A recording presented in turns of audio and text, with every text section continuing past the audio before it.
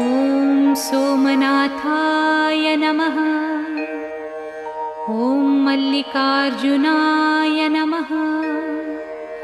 ॐ महाकालेश्वराय नमः। ॐ ओंकारेश्वराय नमः। ॐ वैद्यनाथाय नमः। ॐ भीमशंकराय नमः। ॐ रामेश्वराय नमः। ॐ नागेश्वराय नमः।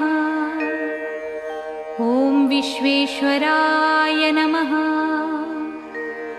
ॐ त्र्यंबकेश्वराय नमः। ॐ केदारेश्वराय नमः। ॐ घुस्मेश्वराय नमः।